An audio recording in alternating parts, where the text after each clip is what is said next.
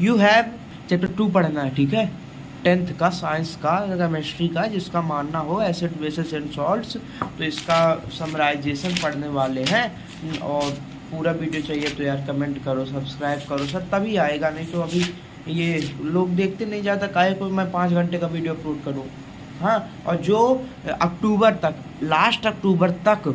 300 subscriber पूरे हो जाएंगे तो मैं लॉन्ग वीडियो बनाना शुरू कर दूंगा। 1 नवंबर को एक लॉन्ग वीडियो अपलोड होगा, उस टाइम जो सिलेबस चलेगा, और जल्दी से मैं इनको भी कवर करूंगा, तो जल्दी से सब्सक्राइब करो, ठीक है। और चलो हो गए, पढ़ते हैं, कहाँ गया ये है, चलो चलो। व्हाट यू हैव लर्नड, आपने क्या सीखा। और ये चैप्टर पढ़ने के पहले भी ऐसा हो सकता है कि रिकेप में आप सुन लो तो ज़्यादा मज़ा आता है चैप्टर पढ़ने की, ठीक है। Acid base indicators are dyes or mixture of dyes which are used to indicate the presence of acids and bases, जो उनको इंडिकेट करते हैं कि ये एसिड है कि बेसिक है, जो इंडिकेटर होते हैं वो जो इंडिकेट करते हैं कि एसिड्स है बेसिस है, वो हो सकते हैं डाइज हो सकते हैं, फिर मिक्सचर ऑफ डाइज हो सकते हैं, और इंडिकेट करते हैं कि वो है कि नहीं है, क्या है वही। Acidic nature of a substance, किसी सब्सटेंस का एसिडिक नेचर उसके अंदर H+ आयन होता है तो वो एसिड होता है। किसी भी एसिड के अंदर आप देखोगे तो हाइड्रोजन मिलेगा वो प्लस का आयंस इन सॉल्यूशन, और फॉर्मेशन ऑफ, और क्या है ये बेसिक नेचर किसी भी सब्सटेंस का, आप देखोगे किसी भी बेस के अंदर आपको OH निगेटिव आयन मिलेगा ही, OH मिलेगा ऊपर से निगेटिव, जैसे NaOH होता है, और फिर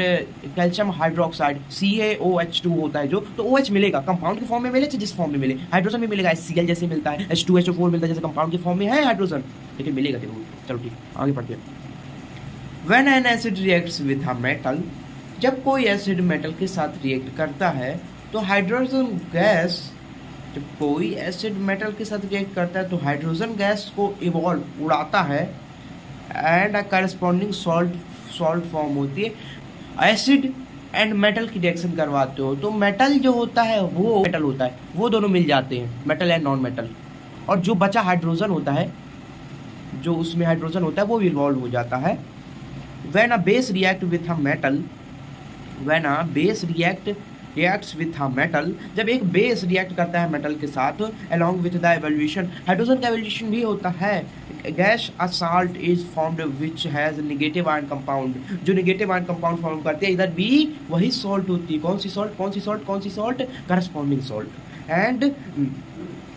composed of metal and oxygen, जो मेटल और ऑक्सीजन से बनी होती है। When an acid reacts with a metal carbonate, जब कोई एसिड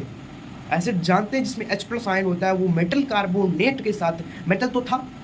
तो क्या हाइड्रोजन आ रहा था, सॉल्ट आ रही थी, कार्बोनेट में, तो जो कार्बोनेट का होता है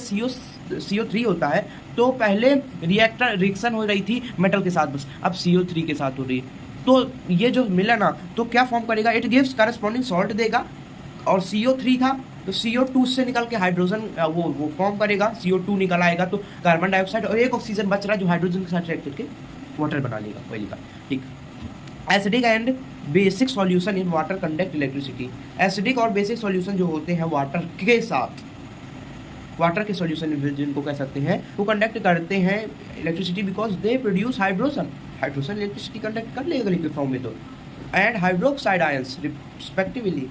मतलब जो होता है एसिडिक के अंदर हाइड्रोजन और बेसिक के अंदर हाइड्रोक्साइड। एसिड, एक एसिड की पावर और एक अल्कलाइन की power can be tested by using a scale called, एक इंडिकेटर होता है, यूनिवर्सल इंडिकेटर, जो दुनिया में किसी भी एसिड की बेस की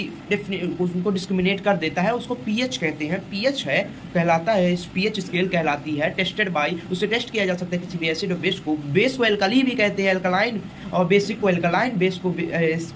को एल्कली भी कहते हैं। और स्केल इसकी क्या होती है, 0 से 14 के बीच में, 0 to 14 के बीच में रहती है, which gives the measure of hydrogen ion concentrated in a solution, hydrogen ion को भी कंसंट्रेशन बताया गया है सॉल्यूशन में। अच्छा देखो आगे क्या लिखा मैं बता देता हूँ, जो न्यूट्रल सॉल्यूशन होता है उस 7 में जो बिल्कुल न्यूट्रल होता है वही सॉल्ट कहलाता है, लेस थोड़ा इधर उधर हो जाता है, बाकी सॉल्ट उधर का ही होता है, हाई सॉल्ट होगी, पावरफुल सॉल्ट होगी, एसिडिक सॉल्ट होगी तो थोड़ा 7 से थोड़ी कम होगी, बेसिक सॉल्ट होगी तो थोड़ी ज़्यादा होगी बस। और एग्जैक्टली 7 में भी neutral solution pH called neutral कहलाता है, विच वाइल एन एसिडिक सॉल्यूशन 7 के नीचे एसिडिक, जितना नीचे जाओगे उतना पावरफुल एसिड, और 7 के ऊपर बेस, जितना ऊपर जाओगे उतना powerful base. Mixing concentrated acids और बेस,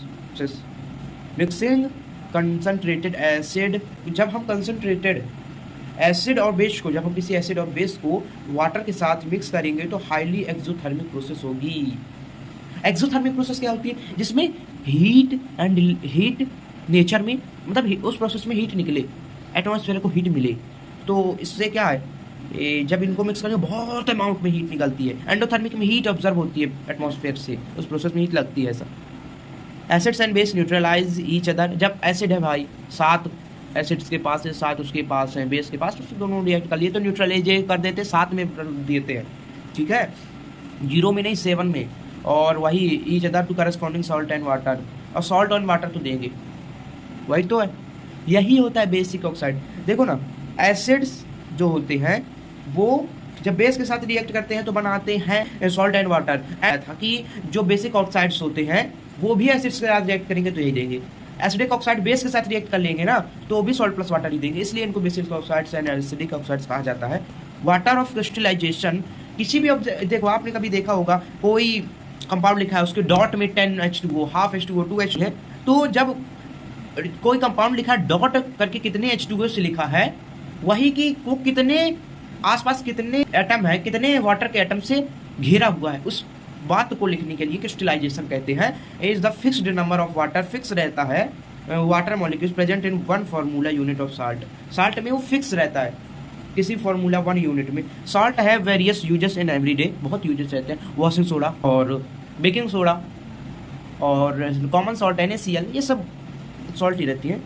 और इंडस्ट्रीज़ में भी बहुत काम आती है। तो यही सब यूजेस भी है, अच्छे से ब्रीफ पेपर लेना, मैंने समझा दिया।